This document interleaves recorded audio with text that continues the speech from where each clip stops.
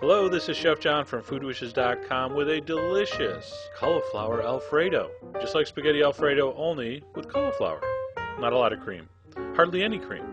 So in my saucepan here, I got 3 cloves of garlic just smushed a little. I'm going to saute that in some olive oil just to toast it, maybe 2 or 3 minutes. I don't want it to brown. All right, I'm going to toss in my 1 head of cauliflower, just chopped up, big pieces. We're going to puree all this, so it doesn't matter. And to that, I'm going to add water just about halfway up. You'll see, I'm going to adjust it here when this starts cooking. I'm going to put about a half a teaspoon of dry herbs. I got a Provençal mix, some red pepper flakes, and about a teaspoon of salt. So you see that? You want enough water when this comes to a boil to kind of almost cover it. We're going to let that cook like that until the cauliflower is nice and soft and tender.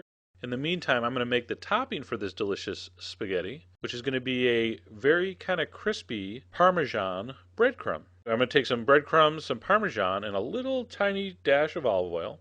And over low-medium heat, I'm going to toast these. And you're going to see the cheese is going to melt. It's going to be kind of tan. Then it's going to be kind of light tan. Then it's going to be kind of dark tan. And then I'm going to turn it off. I'm going to throw in some salt. And I have some delicious fresh thyme here. You could use parsley, wherever you're into. So I'm going to toss that around and I'm going to set that aside. So that's going to give it a really nice little kind of crisp, crunchy texture on top. Once the cauliflower are tender and falling apart, I'm going to add just a little bit of cream, just a touch, just like a 1/4 cup of cream, just a little touch to give it a little richness because this is such a lean sauce. There's really no fat in this other than that little bit of olive oil. I'm going to take my stick blender, my immersion blender, and I'm going to puree that until it's a beautiful, smooth, creamy puree. So if you just did enough water to cover, you're going to have what's kind of a heavy, creamy looking sauce. If you need to add a little more water, fine. I'm going to finish the seasoning here with a little black pepper. But that's pretty much what I'm looking for. All right, the other things we need here. I have a half a lemon, looks like an orange, but it's a Meyer lemon. And a package, 14 ounces of Barilla whole grain spaghetti, which I love. You should always use that. Does not taste like wheat pasta. I hate wheat pasta. Hate it with a passion. And to make it Alfredo-like, we're going to add some freshly grated Parmesan. Okay, so the heat's off. Throw the cheese in, stir it around, and it melts, and the sauce is done.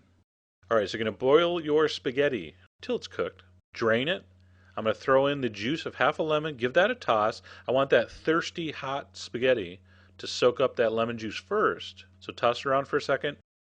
Then I'm going to add my delicious, creamy Alfredo sauce. I'm going to give it a toss. I'm going to adjust, add a little more. And that is pretty much done. Of course, you're going to taste for salt and pepper.